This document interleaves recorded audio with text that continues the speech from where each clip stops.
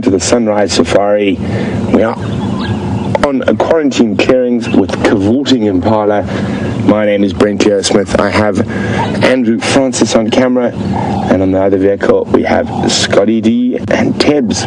Final control, Lou and Nikki. What a beautiful morning. It is still quite steamy for 5 a.m. It is 22 degrees Celsius, 71 Fahrenheit, and it's going to be a scorcher today. You can see one of the little guys having a drink. Oh, Andrew, the cavorters. And that baby impala have been playing a lot this morning, running around in circles. Now, all this playing, running, jumping, etc. is really important. It's a practice for escaping predators. Here they come, back in.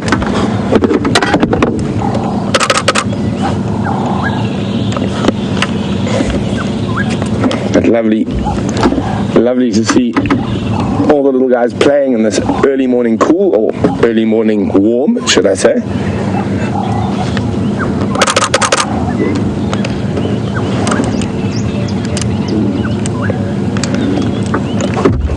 Let's move forward a little bit amongst the herd.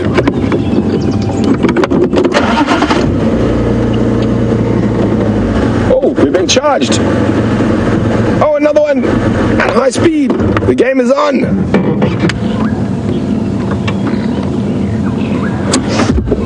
Oh, what a fantastic way to start. Oh, every time it seems that the car sets them off on a big running spree. Let's just get into a better position.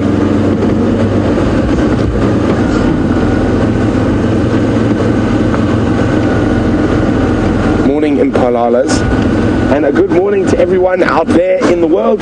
Welcome to the live safari. And this is it. We're watching impala cavort. Oh, look at them go. High-speed chases going on.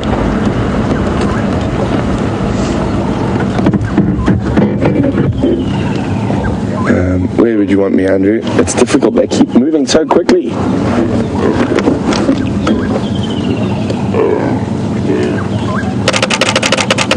So you can hear my camera going.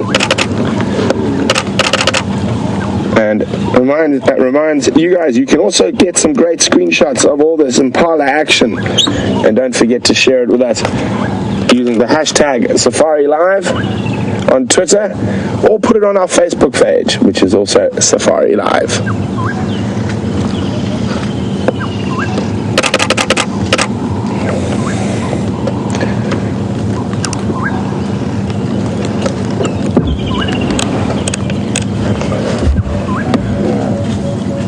You hear all the little grunts between mom and babies.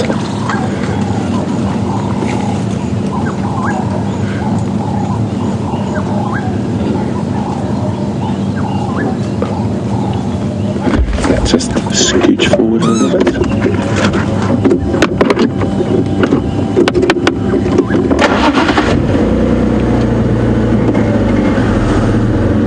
So, while we continue on, let's go see what Scotty has found to start the morning.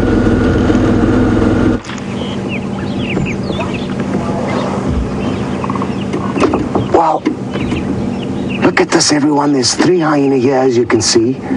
They're looking very alert, and you've just had a wonderful sighting with Brent with those baby impala, and it appears that these hyena might be chasing after the impala. There they go off to our right. I'm not sure which hyena these are. My name's Scott.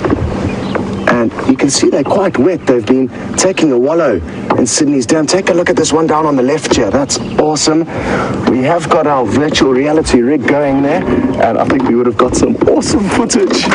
So bear with me. I am going to be narrating a little bit for this interesting rig that basically films 360 degrees, so people are going to be able to watch this and choose wherever they want to look. They can look at Tebs, who's on camera with me. They can look at me, or they can look at the hyena. And let's see if we can't stay with them. They're on the move, and this is going to be fun.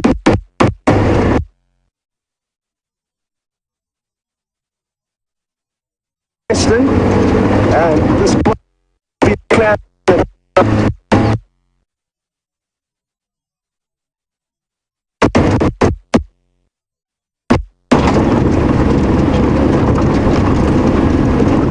Just up ahead of us to the left here, on the, and maybe they're excited, maybe they know there's a potential meal somewhere.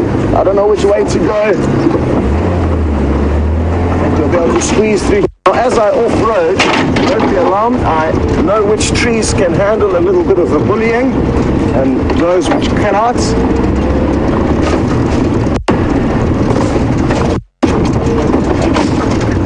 Big elephant. There's a big elephant that's just gone running off. Can you believe it? A big elephant bull. I'm just going to keep forward. He has gone. We may have given him a little bit of a fright. Sorry about that, Mr. Elephant. And I wonder why these hyena were running off in this direction. There were some impala that came sprinting away from here. Here they are just down on our left. Alert, ears pricked up.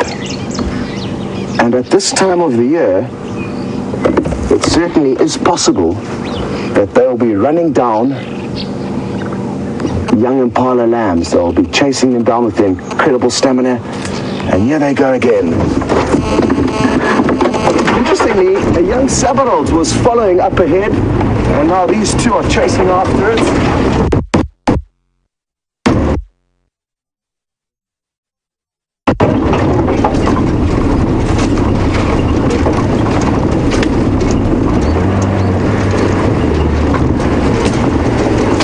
It's going to get a little bit tricky to stay with them. This tree is dead, so we're just going to go straight over it.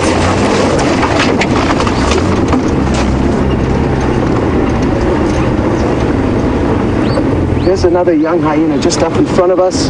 Another two back down to our left. Interesting stuff. Apologies for the signal issues. But this is going to happen, and when?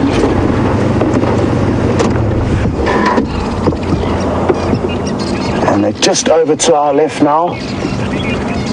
Welcome back, everyone. Apologies for the signal issues. This is really interesting behavior. I'm happy to see these hyena.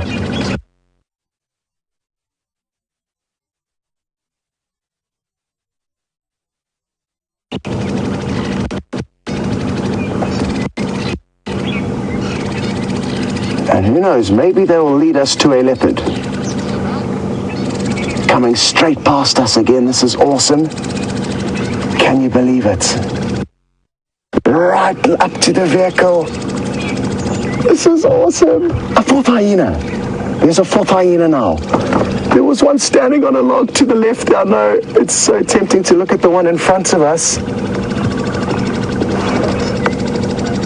And apologies, everyone. I'm probably making Tebs' life very difficult here because I am, like I said, narrating for the virtual reality rig, and because one day all of us will be able to look through this footage and be able to decide exactly where to look. And that's the exciting thing about this rig, so bear with us as we play with it. Because there is so much going on, I'm trying to tell people where they can decide to look. Because that camera, as I said, films 360 degrees. And they just went charging off again. Let's try and stay with them. Oh, yeah, I think we'll be able to squeeze through here. Hold tight.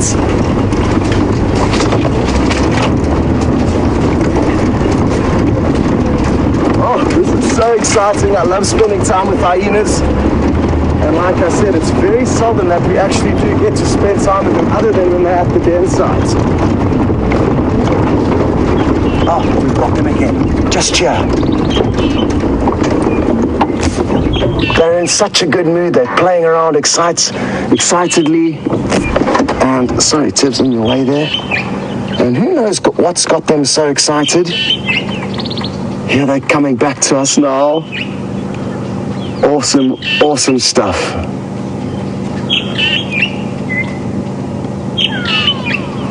There's a fork-tailed dronga that's making the call that we can hear in this big knobthorn tree above us, or in front of us.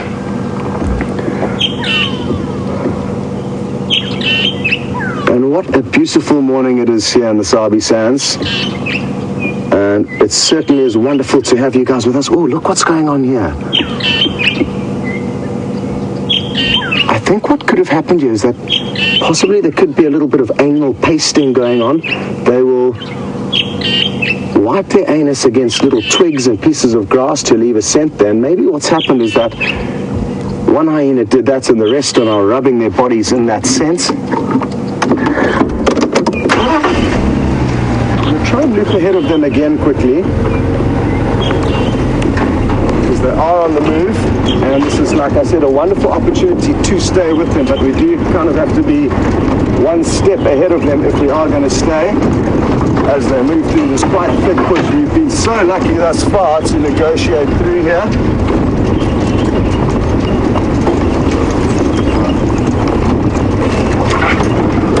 Oh, perfect archway overhead here. Awesome.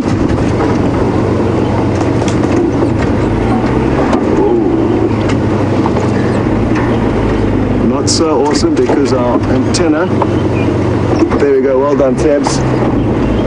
So everyone, and the great thing is that one day you won't be able to see what Tabs was doing now, but one day, hopefully, when this virtual reality footage gets rigged together, you'll be able to look back and see exactly what Tabs was doing there, sorting out the antenna.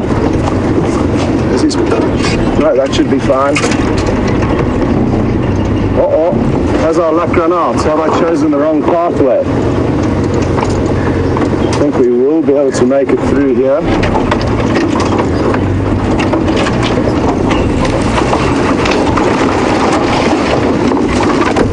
There we go. Sorry, Tibbs.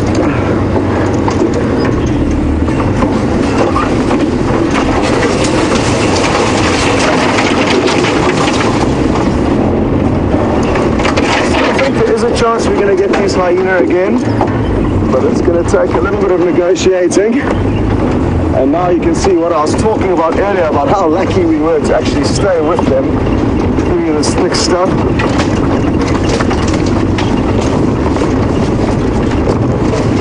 Okay, back on track.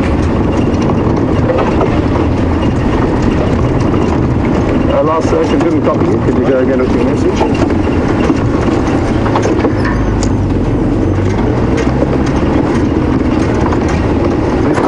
We've got them, they're just over to our right here.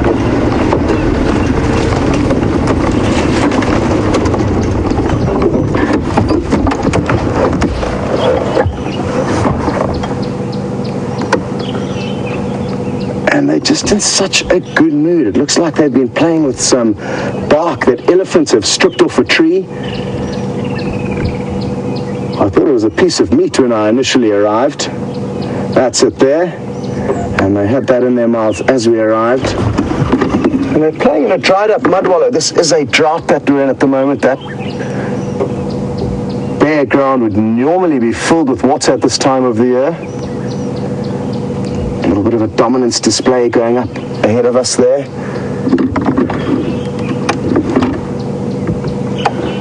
Well, sadly, we are kind of barricaded in here by a lot of branches, so we can't get much closer.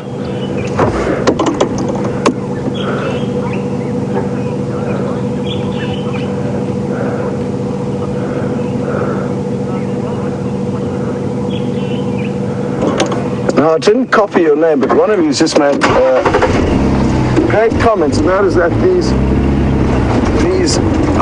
hyena are making the most of the cool weather before the African sun starts to beat down on us, and that was Love Dog. It's these strange names that are sometimes hard to comprehend or understand, but now that I've heard it once, I will not forget you again, Love Dog. And you are dead on there. It is going to probably turn into a swelteringly hot day.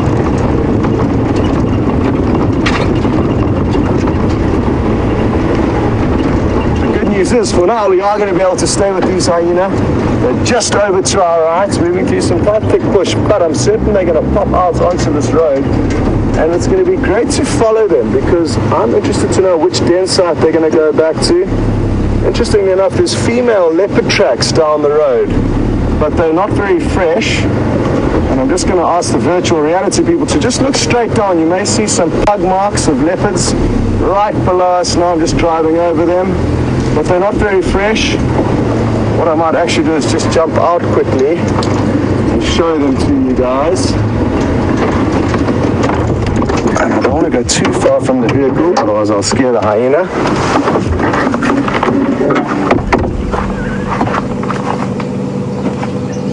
So, the leopard tracks are difficult to see, but I'm going to circle 2 there for the virtual reality, and then I'm going to do a few more up ahead here for you guys.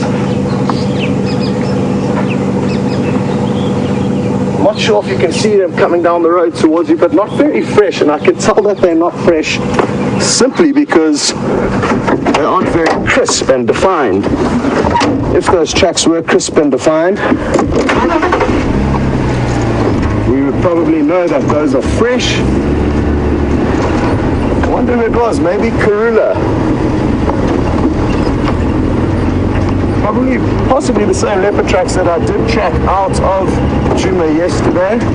We're in luck, the hyena are still off to our right, making their way towards this road. So we're just going to slow it down here. Wait for them to pop up, which they should at any moment.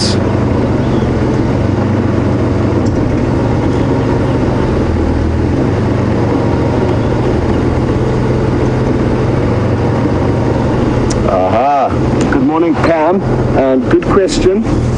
Pam is interested to know whether I think these hyenas are males, and is there any way of telling for certain? Pam, yes, I think that they very well could be males, just judging by their size, at least the 2 bigger ones. The 2 smaller ones, hard to say,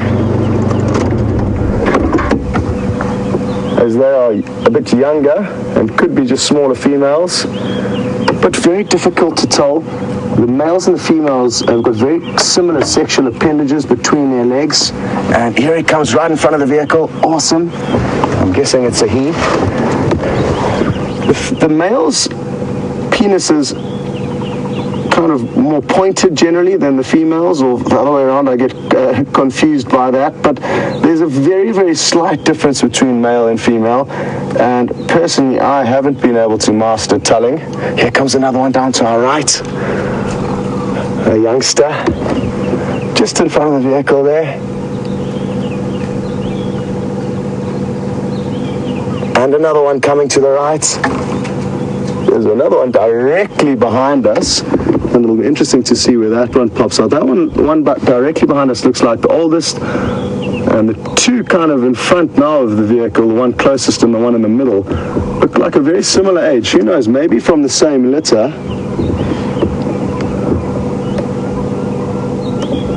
Heading straight towards one of the old den sites off Aubrey's Road, or probably even closer to the Gallagher den sites, which is a more busy one that we've been getting the most action of recently. They seem to have calmed down. Their playfulness has subsided, and that's maybe because the sun is beginning to poke up over the eastern horizon.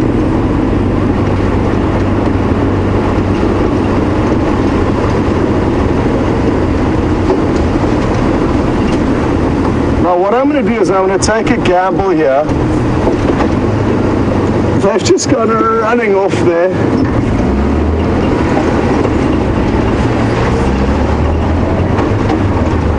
And I'm just going to do a big loop ahead here, because to follow them through there will be difficult.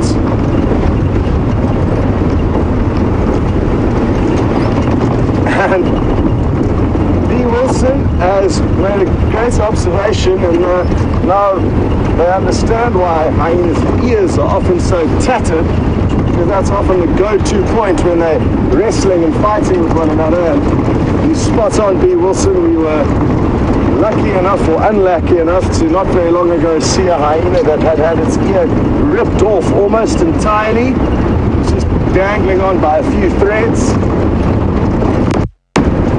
Oh, can you believe our luck? We've just bumped into a big herd of buffalo. No ways.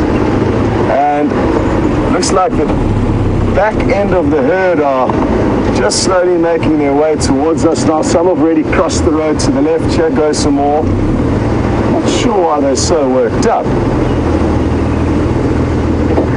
Let's just stop here and see what this herd does. This is a lady, a big old lady, and we can tell that she's a lady because the center of her head doesn't have a very large crown of horn called a boss. You can also see her udders between her back legs, so a few different factors that distinguish male from female. There's a male behind her, and if he just pokes his head out, she's overtaken him now, but if we wait for him, he's about to poke his head out. Now you can see that big crown of keratin. Some more crossing the road ahead again. Tebs, apologies, I'm making your life quite difficult because I'm narrating for the VR rig as well. What I want to try and do, it's quite thick here. It would be nice if we could try and get ahead of the herd. It appears like most of them have already moved across. So while we try and work out what to do with this herd, we're going to send you across to Brent, who's found another very large African big five animal that he would like to show you. See you later.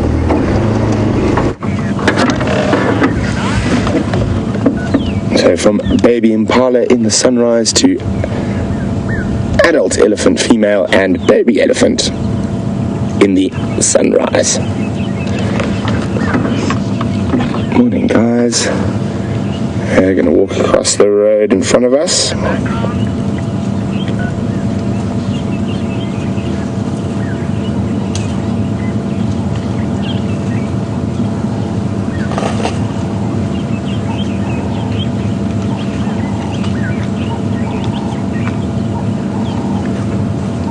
Oh, there's some more eddies coming out.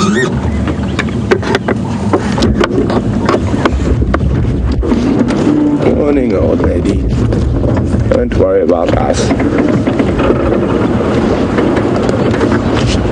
Oh, look at the little trouble. Little boy.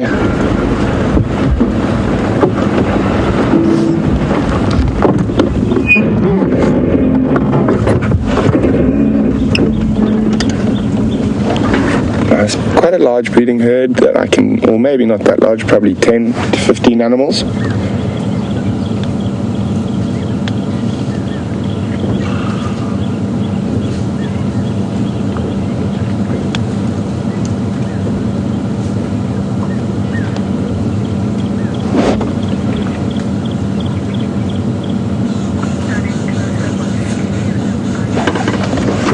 And you can see the individual eyelashes on this elephant.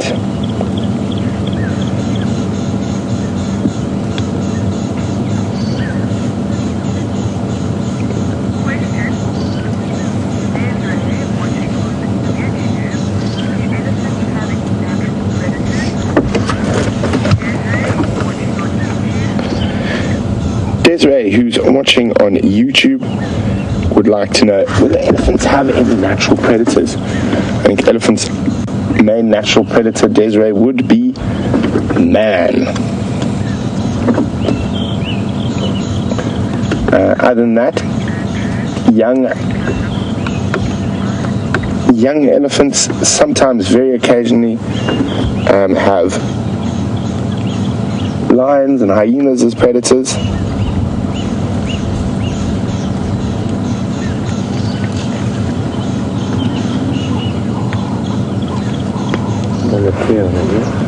So Andrew's got the tear on the ear.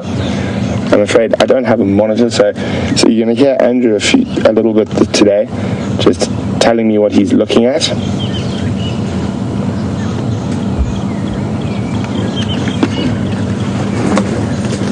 Hello, big lady. So slowly mobile through the bush here, feeding as they go. Looks like she, little scratch against the marula tree. You can hear that of her skin against the tree. Oh, there's some others up ahead, so that's, the female might come closer. So on both sides of the road, completely surrounding us at the moment, we are engulfed in ellies.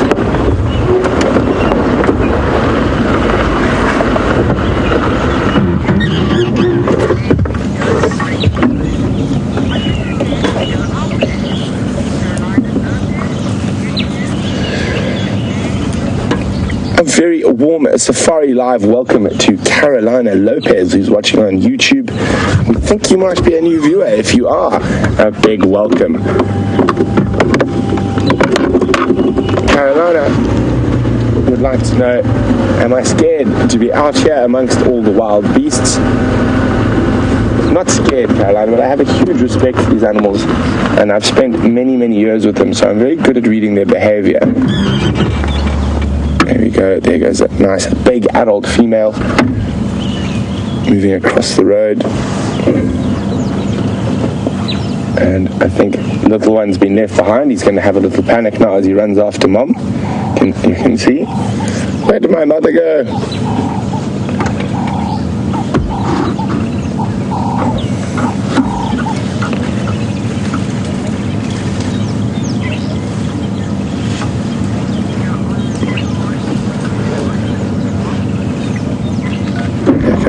Female now. Just going to slide forward a little bit through the bush.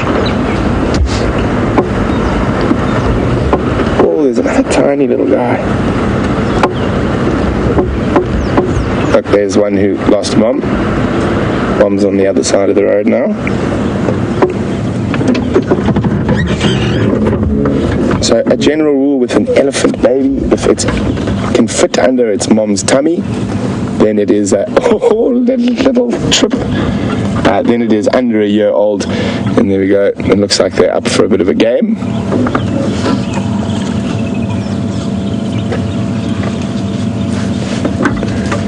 And they both look to be little boys, the two smallest ones there.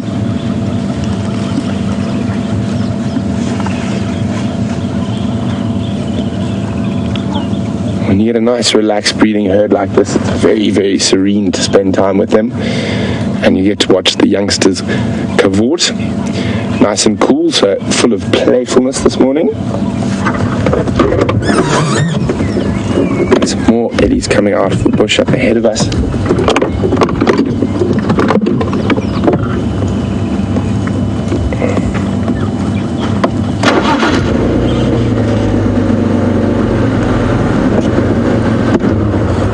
So quite a big, well, not a huge herd, but a nice sized herd. I said 15 originally, I probably think a few more now.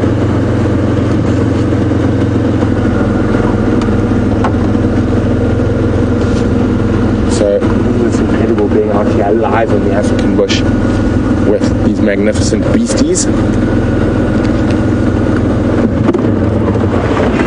So they're moving through into quite a thick area, so we'll watch their big great grey bahas disappear. Well, let's have a look at this little guy first.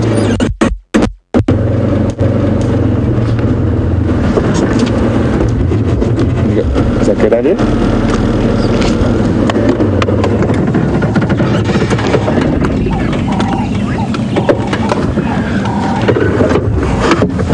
Who's on YouTube? Well, I said, I think those baby Eddies could be twins. I don't, Cole. They're different ages. One was below a year, and this one we're looking at now is probably just over a year. And he's going to follow. Okay, guys. We've got to go. There's wild dogs have been spotted. Hold on. This is what you call a Ferrari safari now. Hold on. We've got to get there quickly. I just need to get James in the area to give me a hand. James.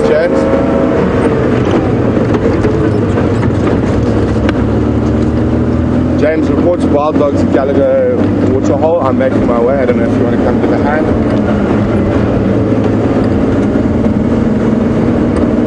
Copy, thanks.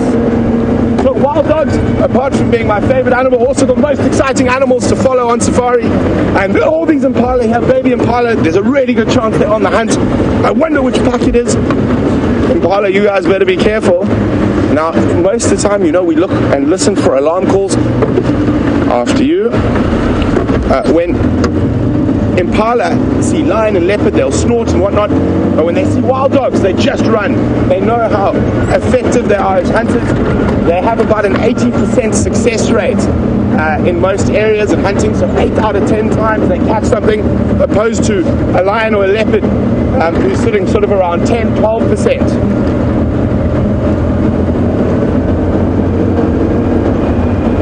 And we need to thank Tandakila, who's our chef, who was walking through to camp this morning and spotted these wild dogs. There, I see the wild dogs. Andrew, you holding on? There we go. So I could have been a rally driver in my other life when there are wild dogs around.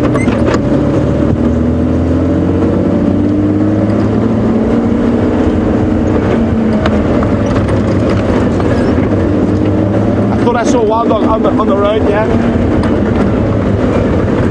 Well, in typical wild dog, the baby wildebeest are right there. That's another thing that wild dogs really like.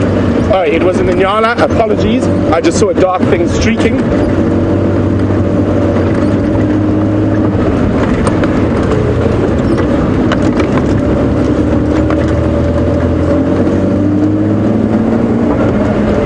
Keep an eye out, Andrew, they could be on the move.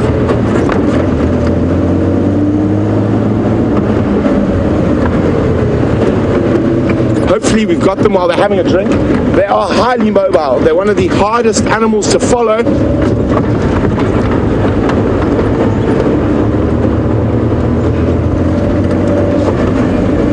Standing by.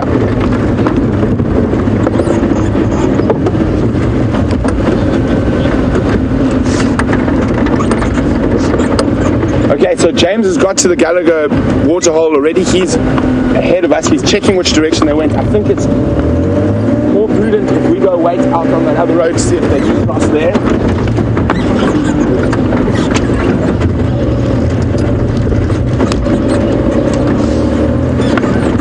Hang on. Scotty, what's your current position?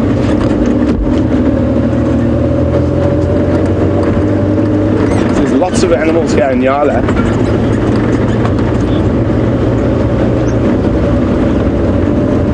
Scotty's got them. Hold on.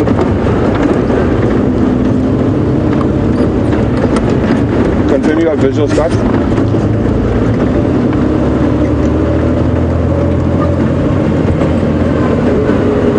Where's the Gallagher? Shortcut. We're here. We're in the right area. Welcome back, everyone. We're just passing some wildebeest on our left, and that's important to know because they've got lots of young calves. Tibbs thinks he saw a wild dog up here to our right. And we've just done a quick loop around.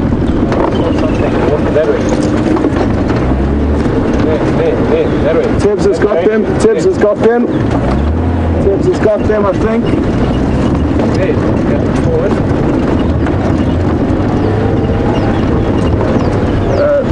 Just stand by, let me just get a visual quickly.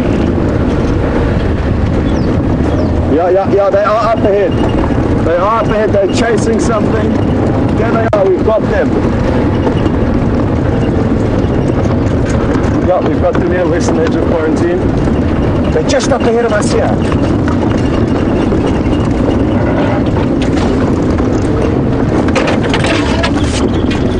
Awesome! Wild dogs, can you believe it? A massive, massive pack. It looks like the Investec breakaway pack. 3 adults and 2 youngsters. Oh, they've chased a waterbuck. They've got a waterbuck here. Completely tired out. There's a whole herd of them running off to the left. Running off to the left. They're baying these waterbuck. They're probably going to chase them into the clearings now. Here they go, here they go, here they go. Hold on, everyone. Well spotted, Tibbs. Mentioned. There you go, the waterbuck off to the left. And quite big prey for wild dog. Probably a little bit too big. There they go. Look at the way they're pronking and prancing, showing how strong they are. Wild dog's still off to our right. There will be about 14 of them here, if I'm not mistaken. And they are moving through quite a thick area, but we should be able to get you another view of them.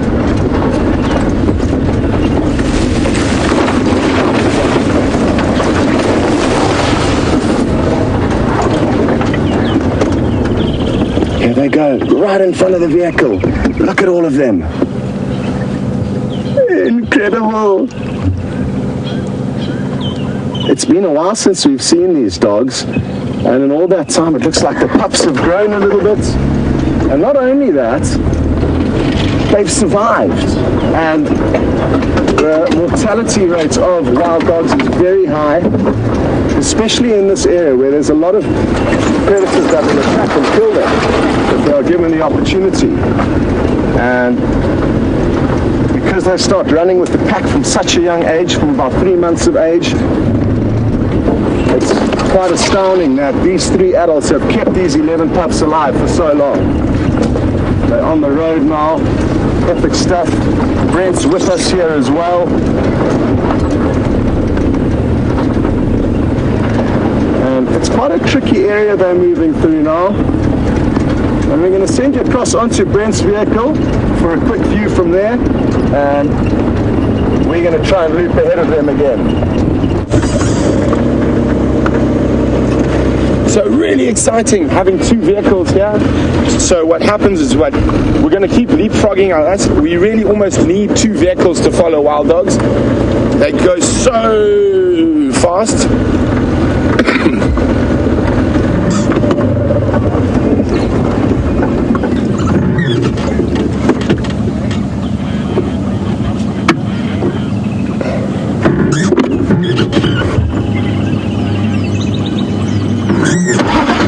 Just seeing what the adults are doing. There are a lot of impala and wildebeest around quarantine. We were looking at those impala this morning.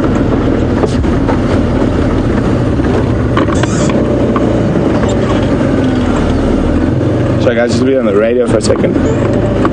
Bernie.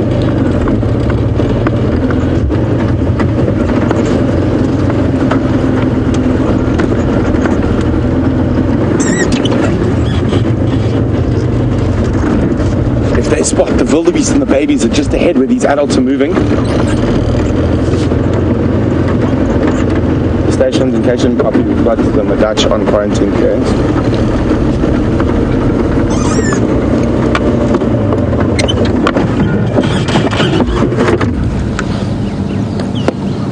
So it looks like they might have... Hey, firm? Looks like they might have eaten something small already this morning. This guy's face has got blood on it.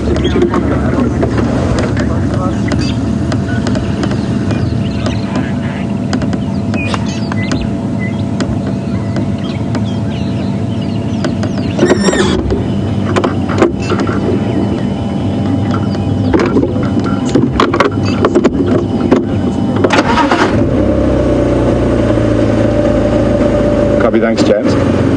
At the moment they're sort of milling about.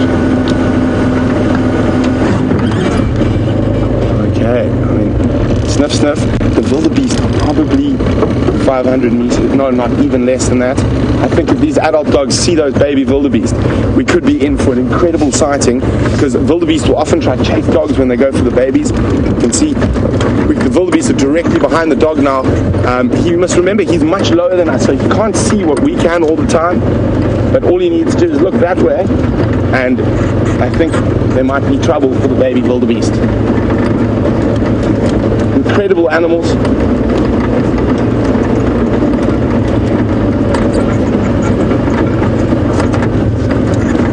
So we're getting closer to the wildebeest, closer to the wildebeest, closer to the wildebeest. We're going to watch if he spots them. His ears might change.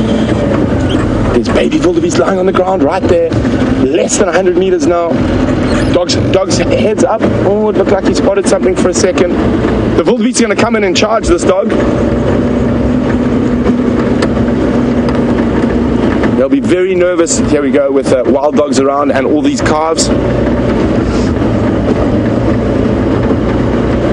He might decide to go for an easier piece of prey like a baby impala. Oh, there we go. Now this is going to be quite interesting to see how the wildebeest and the zebra will definitely chase them. And here we go. Look at that, isn't that incredible? Here come the wildebeest charging at the wild dog. Giving him a good chasing and keeping the calves in the rear. So we're going to go to Scotty, who's still in front of me with that dog. Awesome stuff. This is going to be a bit bouncy, but this is what you get on a live safari. Here goes the wild dog that those wildebeest are just chasing. And It doesn't get any better than this. Well done, Tibbs. And we try and show you every little bit of action that we can. Naturally, it can be quite difficult when the vehicles are moving, but it's worth a gamble and a risk. So sorry if some of you are feeling seasick, and look at it playfully. It's regurgitating meat. I want to try and get a little bit closer because the rest of the dogs are going to come in. They've obviously already made a kill. It just regurgitated some meat here, just in front of us. Look down in front of the vehicle, and this is remarkable. All the pups have come in, and I was just about to say the one adult did look quite full-bellied. So maybe they've had a small kill, and maybe that adult wants to lighten its load now in order to be able to hunt again. That was remarkable. And it's one of the only large African predators that will regurgitate its prey for the rest of the pack. I'm going to reposition. All of the animals are moving off now, and we're going to be able to get you into another good spot. We're going to send you onto Brent's vehicle, who is already in that good spot, while we try and get into another one. James. So we're back here. The whole pack is now moving towards where those wildebeest are, and they could be going for a attack in numbers. So it looks like they killed something small, baby impala or something like that, and that's not going to feed 14 dogs. James, they're where those wildebeest are, or they're heading slowly towards where those wildebeest are on the western edge of quarantine. So isn't this really, really exciting? Dogs are able to sometimes kill 7 or 8 times in a morning. I've seen them kill 9 baby impala in one morning. So absolutely incredible.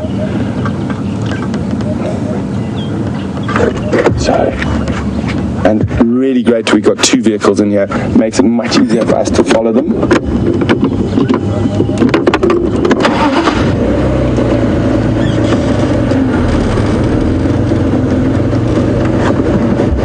I can only see 2 of the adults at the moment.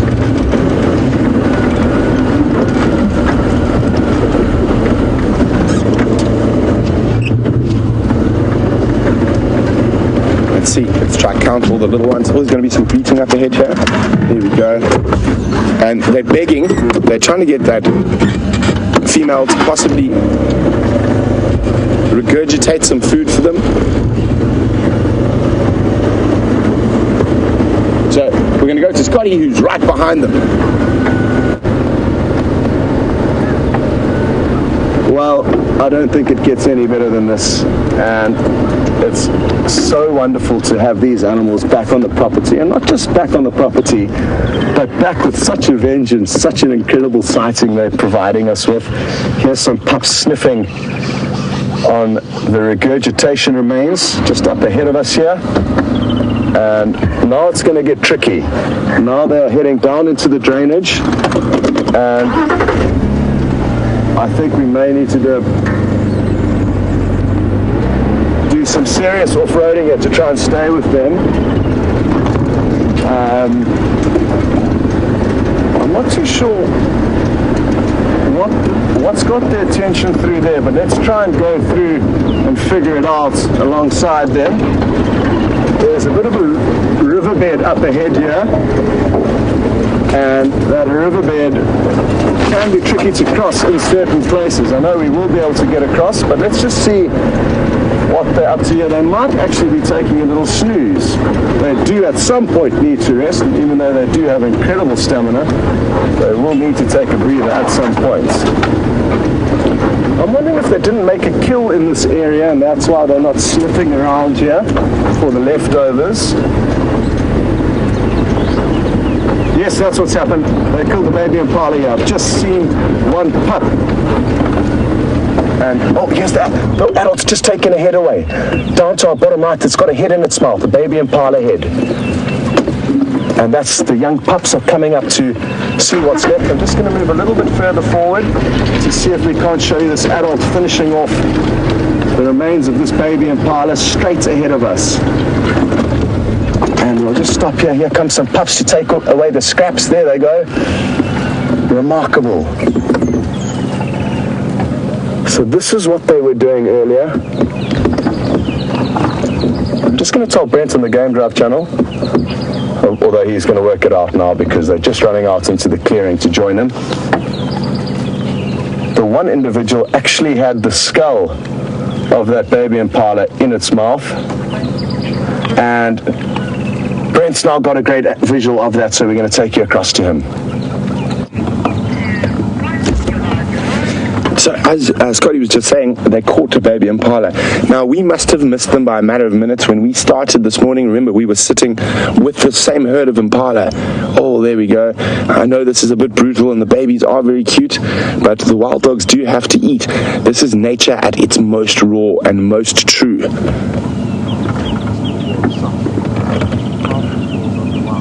But now, with a pack this size, there's a very good chance that they're going to hunt again.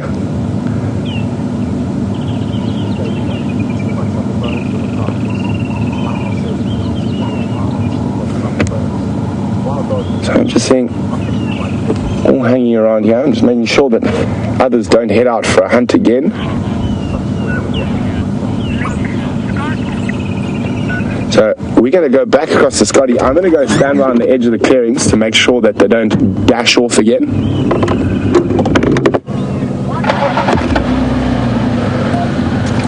So, welcome back to our live audience, and it is certainly wonderful to have you on safari with us on a day like this. These moments are very special, and to be sharing them with you is a great privilege. I wonder what this pack is going to get up to next. They just don't seem content with that one baby impala that they have caught.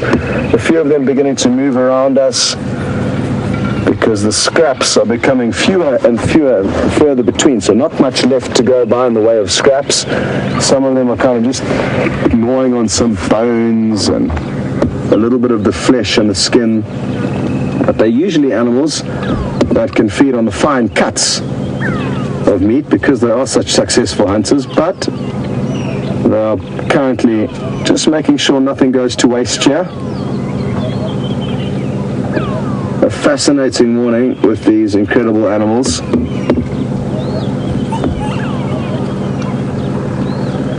Here comes the one on the left. Tebs is on it with the leg of the impala.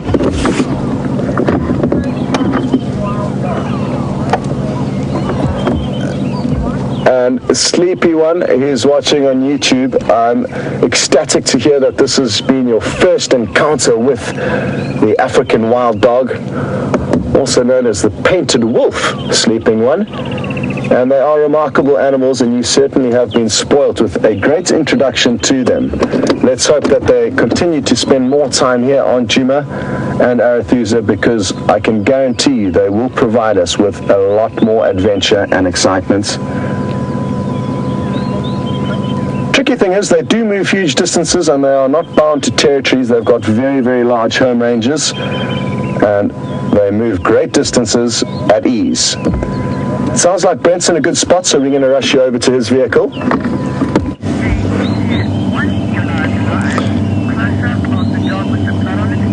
So we've got the 3 adults here. They've moved away from where the pups are, finishing off the last of that baby impala. And I said there are 14 dogs in this pack the last time I checked. Oh, look at that. It's got an impala leg.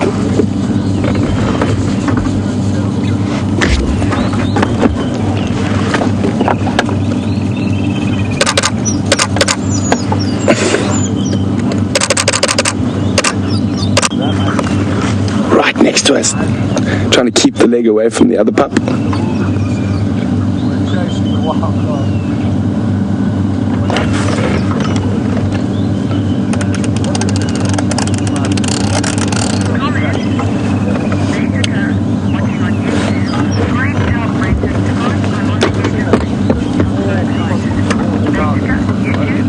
Well, a big thanks to Basica on YouTube, who says, thanks to Brent and Scott, I'm on the edge of my seat. Well, us too. And I am still hoping they decide to do another bout of hunting yet this morning. We'll see when the pups are finished with what is left of that. They might start begging at the adults, and the adults probably don't have too much food in their bellies, and the little they do, they will regurgitate for the pups. So it's a very strong possibility that they will hunt again. As I said, in the Sabi Sands, I've seen them kill 9 baby impala in a morning.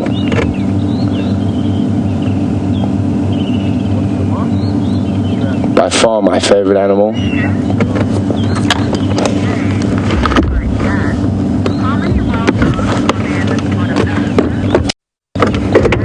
I'm just going to move it around a little bit so I can get a better view of all of them.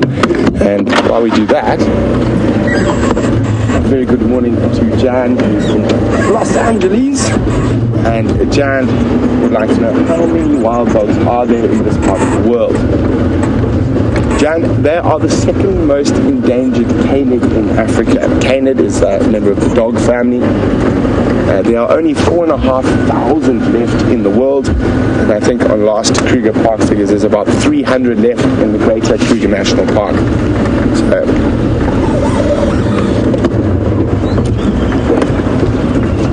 hello puppies.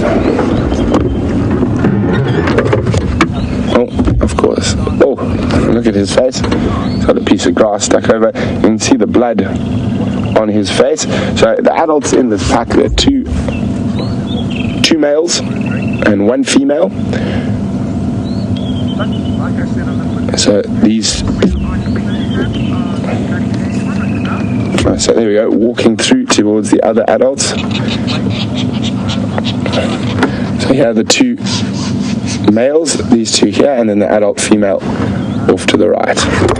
It looks like they're about to get on the move again. You can see some of the youngsters coming out into the clearings again, and this is a great place for them to hunt, or even better place for us to follow them hunting, because often we are unable to keep up with them when they go through the thick bush, but when they course over these open areas like this, it gives us a chance to stay with them.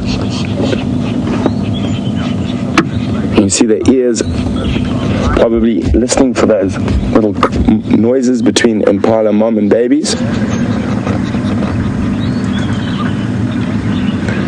One problem is when they do catch baby impala, there's almost nothing left in a very short time. And even an adult impala, a pack this size, will probably finish what they can eat out of an adult impala in under 7 minutes.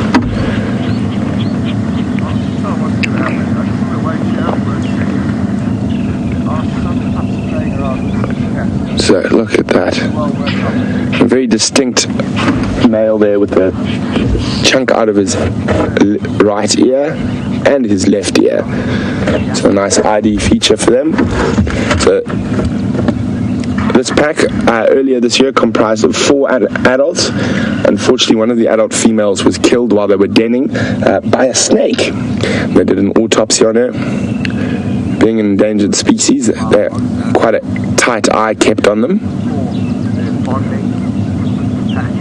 One of the most social animals we get in the bush. Are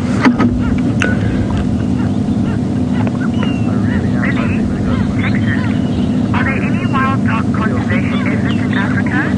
Are the dogs still dangerously endangered in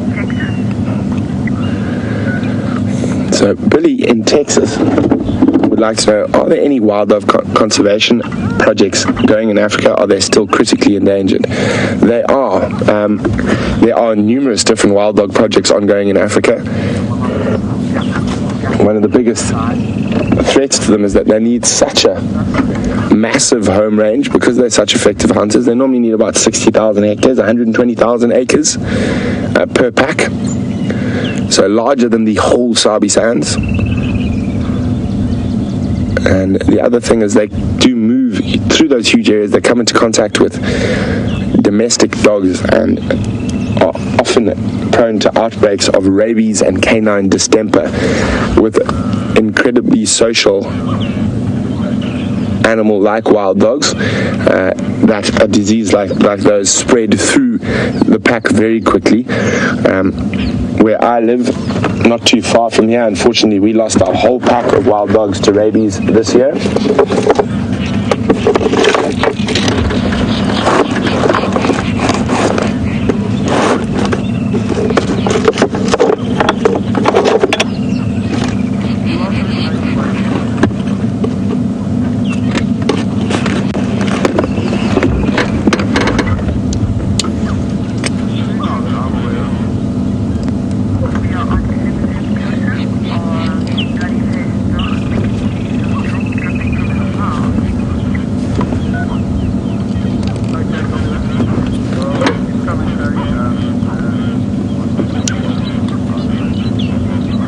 Look at that, isn't that incredible?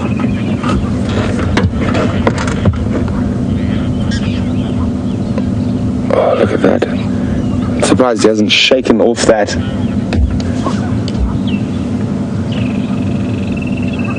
Shake off that big piece of grass on his face. Sorry guys, a bit distracted there. There's a lot of chatter on the Game Drive channel. Come on, lazy dogs, you're supposed to go hunt again. They could have hunted 3 or 4 baby impala this morning already. We don't know. We've only been here for the last one. And they would have been moving from about first light. They are crepuscular hunters, or they prefer to hunt in the crepuscular times, which means that they are most active at dusk and dawn.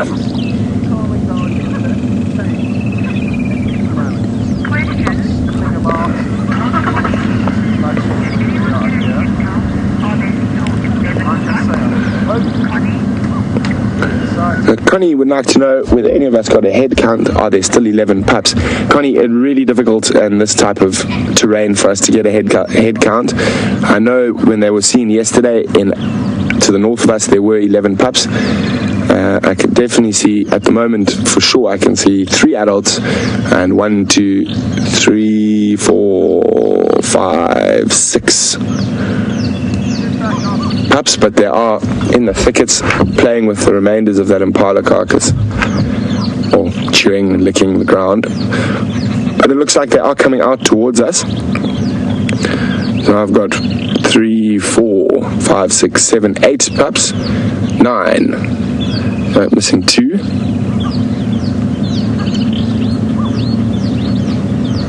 I'm quite sure they're around. So the Birmingham's coming through and dissipating all the prides of lions has probably been quite good for the wild dogs.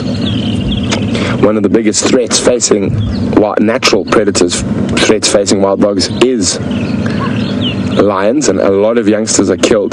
These guys are doing phenomenally well, getting 11 pups to this age already. They have a relatively high mortality rate, around 70 to 75% in the first year of life. So, oh, there we go. Could we have some movement? Come on, let's go chase some wildebeest.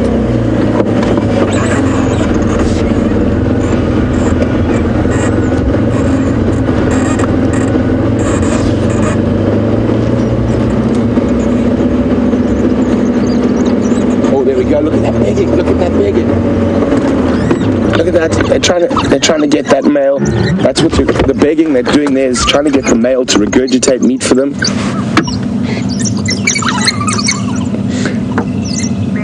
And unfortunately, he doesn't have any meat for them. So, which means they might hunt again. So now we've got the 2 adult males off to the right there, staring forlornly towards the wildly beasts. Now, to get through the wildly beast's defense, we'll take a bit more of a coordinated attack. As you can see, the single dog got chased off very quickly by 4 or 5 adult wildebeest. Oh, there comes a begging again.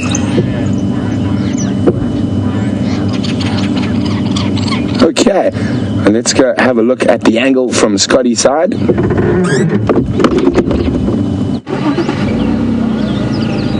Well, isn't this just the best way to be spending your morning? It is a Monday, I believe, and I guess for some of you it may be late at night, but for us it's a great start to the week, and I've just been chatting with Tibbs. There's Brent and Andrew. Good to see them from the other angle. He's firing off some shots. And very talented photographer is Brent. Look at this awesome interaction between the adults and the pups. Just keeping all of their little adolescent attitudes in check. Too much begging will result in the odd little bit of discipline.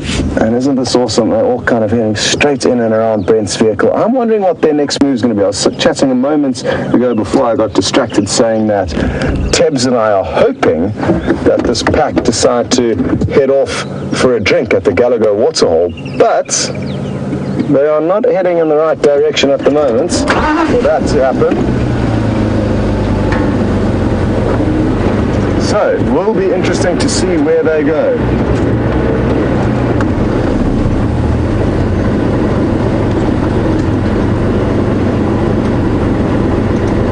What's also wonderful is the kind of fact that they were all relaxing here for a moment, digesting that baby impala, and now it's time to start moving again, and I guess the alpha male and female will be the ones making those decisions.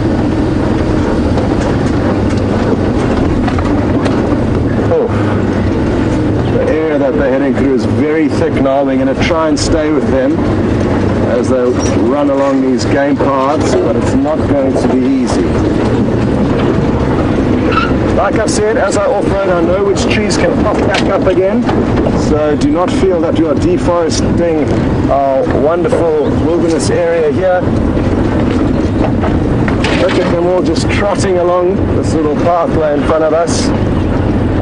They move such huge distances that I'd love to know how well they actually know each area that they run through, because they spend so little time here on Djuma in general. You wonder how they keep track of all the areas that they move through and know all the different pathways and alleyways, or is it just kind of a general feel that they go by?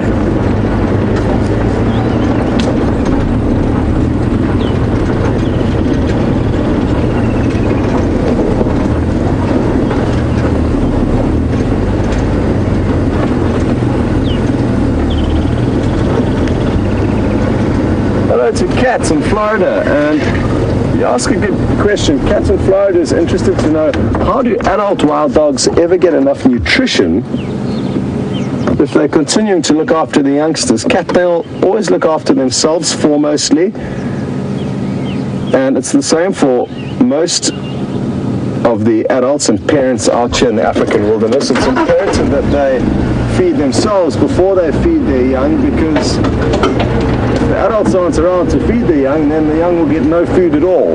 So they know how much to regurgitate and how much food they actually need in order to be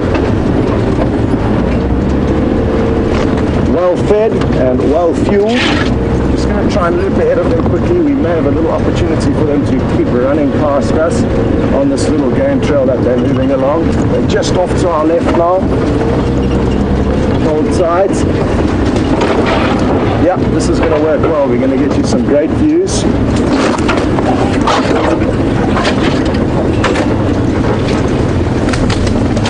Just need to find out which pathway they're going to come along. I think this could work quite well, but it's a gamble. Let's see what happens. They're streaming both sides of us. It's going to move back ever so slightly. Change direction, sorry Tibbs.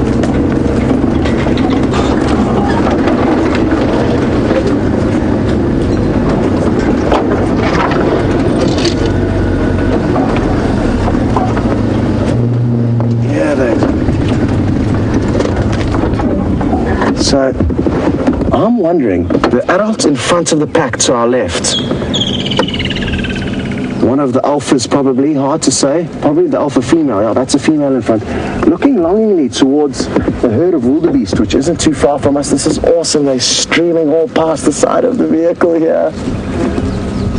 Beautiful morning sunshine beating down on them and us. What a morning this is. Oh, and there's a straggler that's about to pop into frame, coming past the back of the vehicle here, or the front of the vehicle, sorry. There we go. And looks like Brent's in quite a good spot now. So we're going to reposition and we're going to send you across to Brent.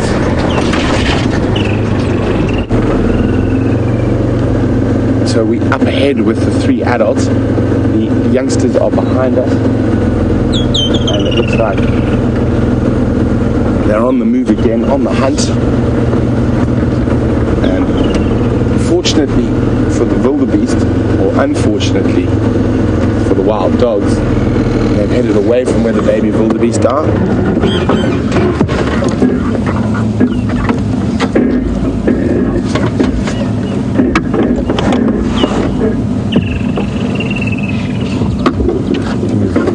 We are being passed by the puppies,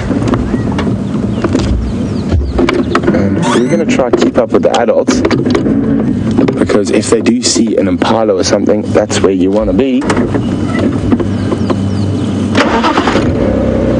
Hey little guys.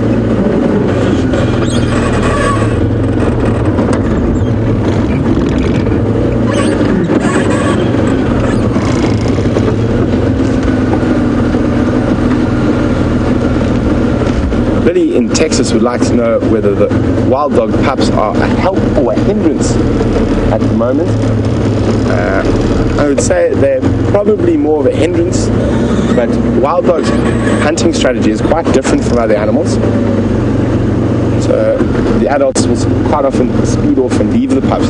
With this pup being so small, they actually often leave the pups alone for a while, which is unusual. But quite often they will do like this, and they will run with the adults while they hunt, and they'll be there sort of just after the kill is made.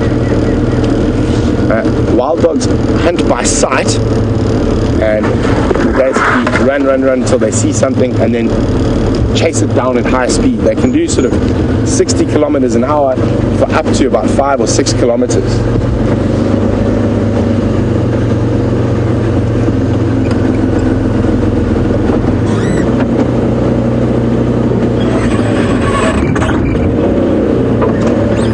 So Sean in Chicago would like to know why the dogs are such successful hunters. It's because of the sort of teamwork, the pack working together, as well as, more importantly, that stamina, the fact that they can keep up incredible speeds for long periods of time. Just going to try moving up to a bit more open area. I'm trying to get ahead of them. They're on the move again, so the adults at that jog can keep that up for a long time, so hold on. We also want to try to stay ahead of them in case there's some impala or something else in that area.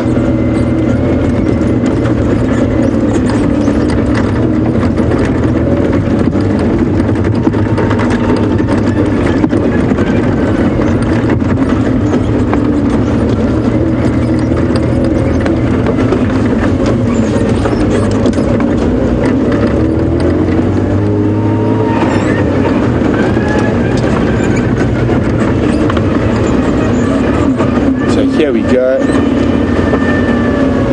You got them, Andrew? There. So while we wait for them to pop out the block, here they come. Charlotte in YouTube would like to know, do they fight over their kills like lions, or is there an eating hierarchy with wild dogs? Charlotte, there most definitely is, and it's the pups come first. One of the few animals that, and basically all adults' whole life is to keep the pups well fed. I'm going to cross behind this. That's where we're going to stand down.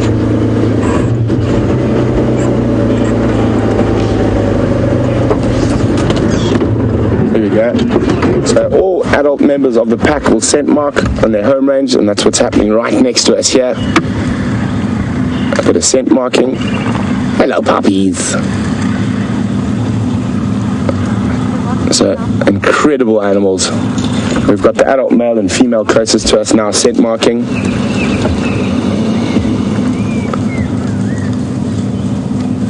By far, in my opinion, the most exciting animal in the African bush.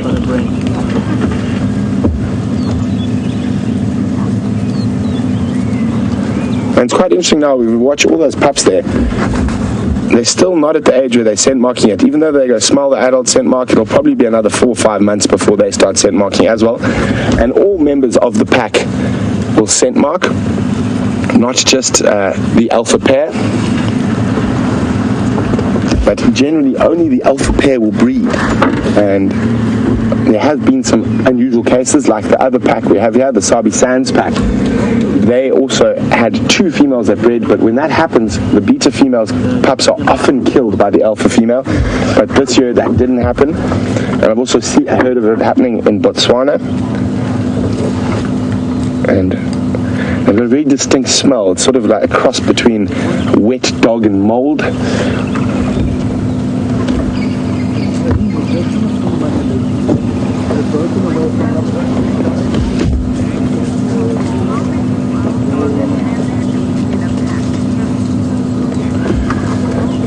Jenny is wondering how many wild dogs you can possibly get in a pack. The biggest pack I've seen, Jenny, was just over 40 dogs in northern Botswana, and I've seen big packs in southern Tanzania of also around sort of the 30-35 mark.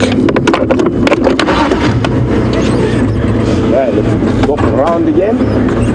So far they're being quite kind in the type of bush they're going through. Often they go through very thick bush and we battle to stay with them. Oh, there's kudu right in front of them. I don't think they've seen the kudu, but the kudu are already on the move. Oh, they've seen the kudu. Hold on, everyone.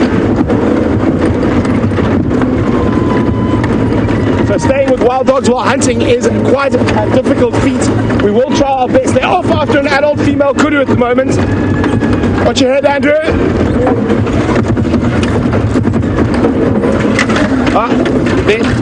They've given up, it seems. Oh, no, they've caught something. They've caught a scrub here or a tiger right behind us. Look at that. They've just grabbed something small. I thought maybe a baby duiker. It's a baby duiker. Oh, it's scrub here, scrub here.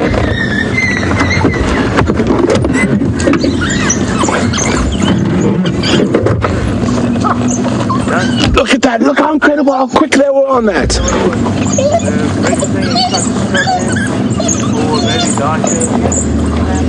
So it was a scrub hair. I just saw the ears briefly. Oh, look there, because one pup's got most of the carcass. But this is why wild dogs are so exciting. Incredible hunters. Look, oh, I can't see what part of the bunny this one's got.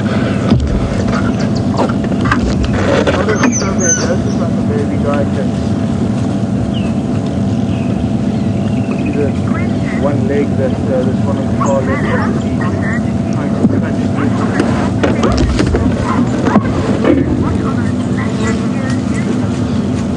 One pup that's just taken. So, I mean, look at this. This, how incredible is that? I mean, this is the thing about following wild dogs. Anything can happen at any time.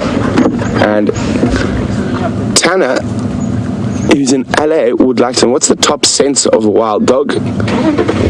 Oh, shame. This guy got the raw end of the stick.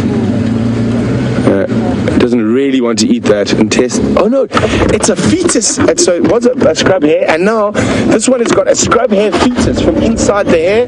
Look at that. It's incredible. That is a baby scrub hair from inside another scrub hair.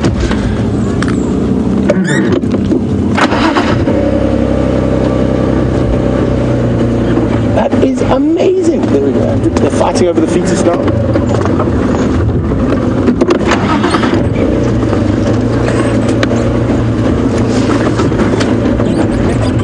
This is the thing about wild dogs. It is absolute excitement all the time. My absolute favorite animal.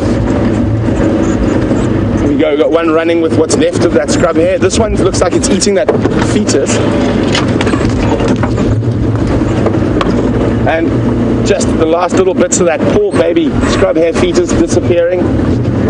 Chomp, chomp, chomp, 2 little legs, 1 little leg, and gone. And there's a bit of an argument going over the rest of that scrub hair carcass over there. Okay, I'm just going to try to zoom ahead. There's a bit of a thick patch in the bush there. And if You saw how quickly it can go with wild dogs. Adults saw a kudu. 2 of the adults took off. Another adult spooked a scrub hare, and unfortunately, if you were that scrub hare, it was Over's cadovers. Hold on, big bump, Andrew.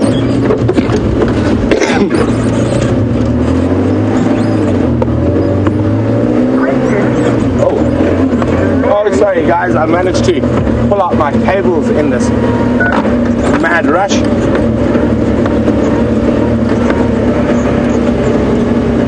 There we go, cable back in.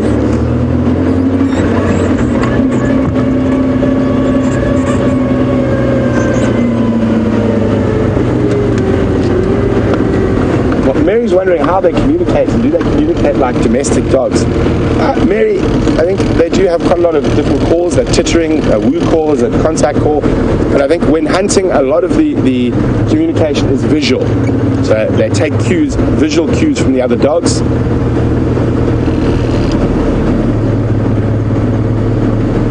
They're heading up towards sandy patch where there's possibly more baby impala. Oh, this one's still got some. It's got the scrub hare's ear in its mouth.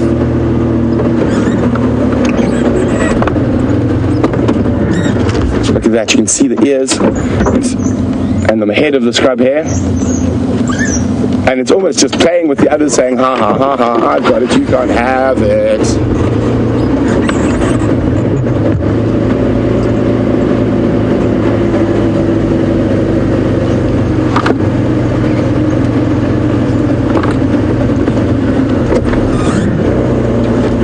Interesting, that spot up there, we've seen them scent mark quite a few times on that exact spot.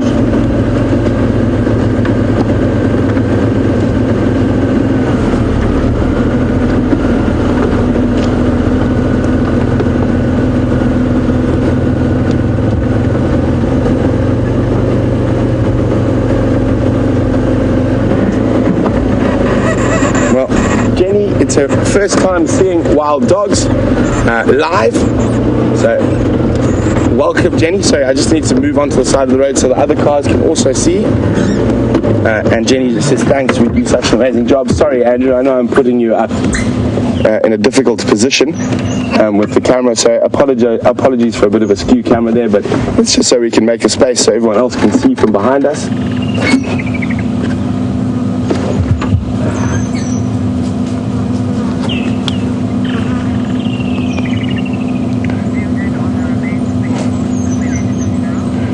So where they zoomed in now, where Andrew zoomed in now, is actually a scent marking latrine, and I've seen them scent mark there quite a few times. There's a scrub there, so the ones with the skull.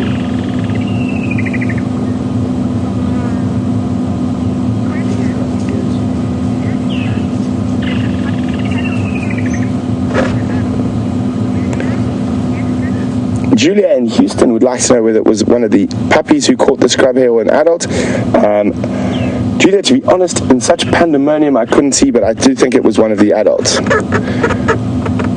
And now on the road is possibly the smelliest thing in the bush, and that is wild dog dung. If you drive over that, your car will be reeking for a day or two.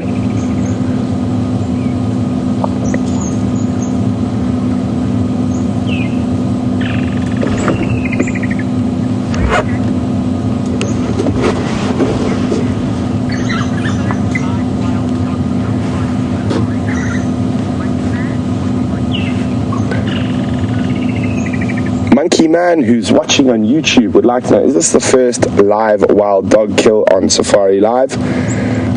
We've been very close before. I'd have to chat to the other presenters, but I think probably the closest we've been to the actual kill. Hello, little guys. Yes, Hayden actually had the first live wild dog kill at Buffelshoek Dam during Big Cat Week last year.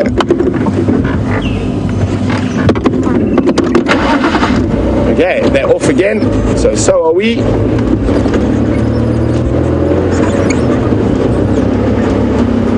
Ooh, smelly.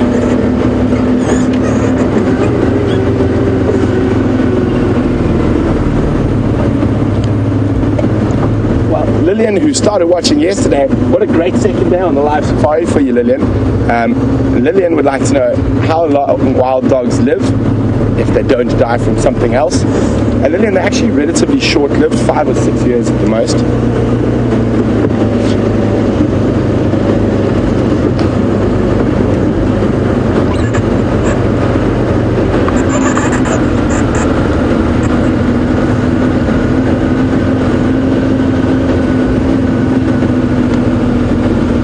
Ravi in Ottawa would like to know, do wild dogs ever attack people? Ravi, there's been no ever recorded case of wild dogs attacking humans.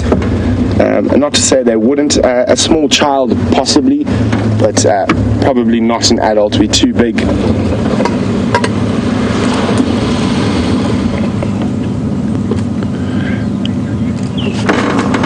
So up ahead is an area called Sandy Patch where we often see impala herds. So there's a good chance that they're still on the hunt. As I said, with 11 hungry puppies to feed, it's quite possible they'll hunt multiple times in a day.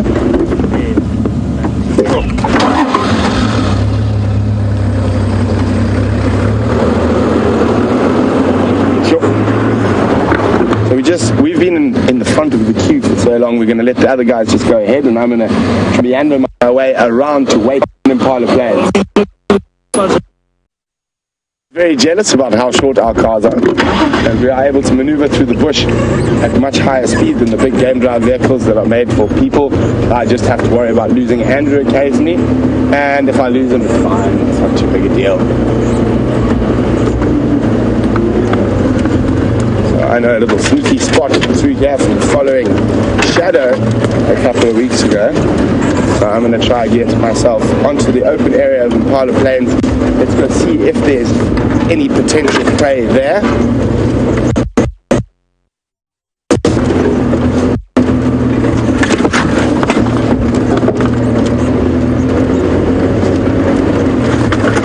Quite often when it comes to getting the right, or seeing the kills and being in the right place, is sometimes second guessing the animal's maneuvers, and especially with wild dogs in very thick bush, can be quite useful, although they've obviously decided to second guess me and they've gone north instead of what I was hoping west. So hold on, we're still opposite them. Try to get out onto the road, and especially with an animal like a wild dog, you really want to be, if possible,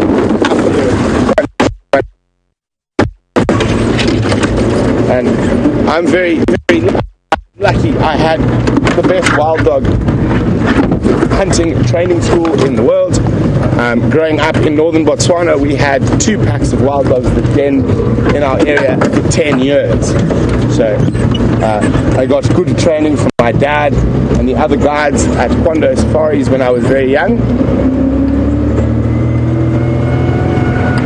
Okay, wild dogs are just behind us with the other vehicles. We are trying to be up ahead in case there is any potential prey in this area. There's a baby giraffe, which might be a little bit big for wild dogs. I'll have a look at them now. I just want to see what's up ahead. Very often impala here. It looks like they are scarce this morning. Lucky for them. There's a young giraffe, sub-adult giraffe.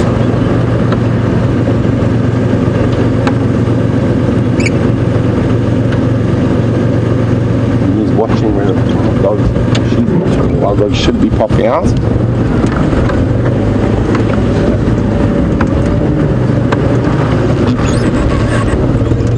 Andrew, keep your eyes peeled on the edge of this thicket here.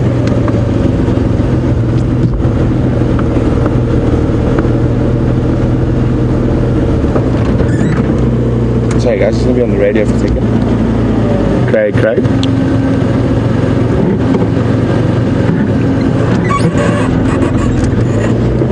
Confirm what direction they're heading.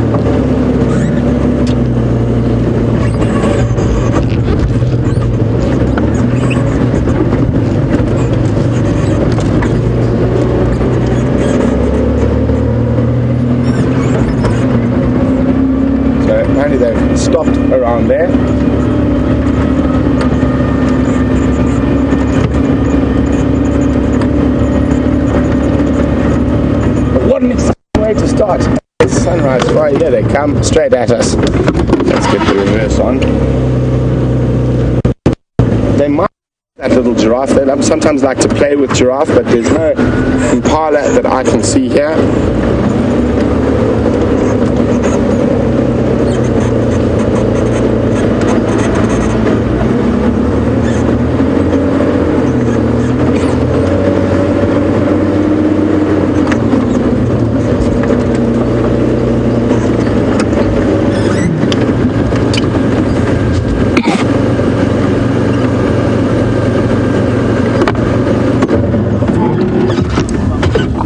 They're still on the jog, and judging by the adult's belly, they wouldn't mind another meal. I'm sure they were hoping there might be some impala on these open plains.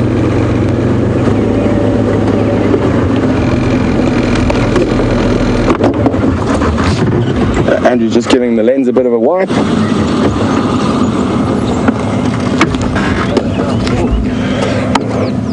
Excuse me.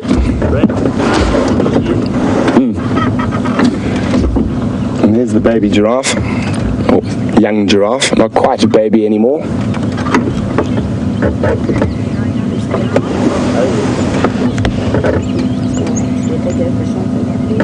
Now, wild dogs tend to have a playful side, so sometimes we get lucky and they terrorize things like giraffe that they're not really going to eat, and especially elephants. Some of you would have been with me for that unbelievably incredible elephant and wild dog interaction that went on for about 45 minutes at the Treehouse Waterhole. Unfortunately, I was hoping there would be some potential prey species up here, but it looks like everyone's on the run because the dogs are in town.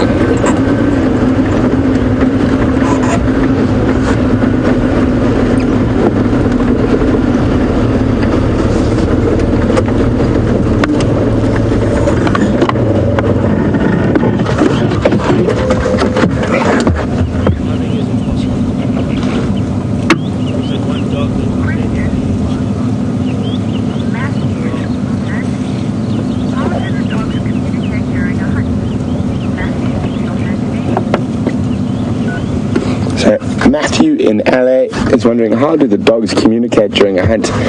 Matthew, more than likely via visual. From what I see, they visually take notes from the other dogs and react according to what they can see.